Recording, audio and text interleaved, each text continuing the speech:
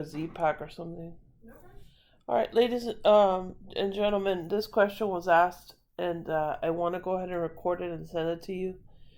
The question, if you're listening carefully, just basically says that 79% of products come off a line ready to ship for distribution.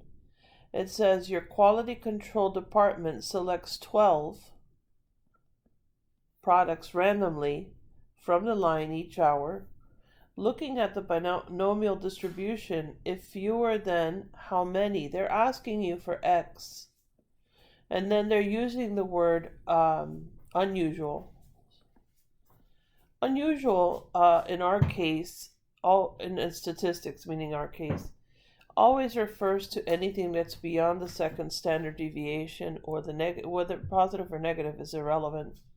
So if it's unusual, is anything on this side of the spectrum. So anything unusual would be sitting on these two areas.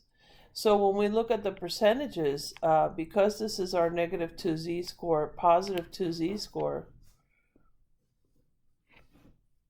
we would assume that this has to be 0.95 in the center. Over here, this would be 0.025, and over here, this would be 0.025. So when you're looking for the binomial distribution, you'll notice that at 7, you're, let me go back to the actual distribution that I pulled up. At 7, notice that this percentage is at 0.062 at 7. So cumulatively speaking, you add all that up, we're fine. You don't get to where it's unusual until you get to about 6. So if I click on a 6, all right, so if you look at the question carefully, you'll also notice, let me just change it to 6 for a minute. Let's see if it will click over. There you go. You see how that's 0.0926, 0.01926. So they're asking in the question, if fewer than how many? Fewer than how many does not include the 7. So the 6, the 5, anything less than that would be considered perfect.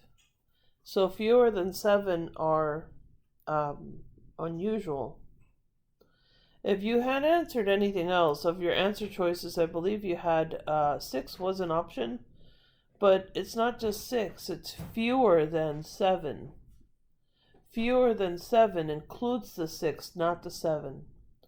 Obviously, if you go higher, the higher you go, the higher your percentage is going to become. Notice that that's already 0.14.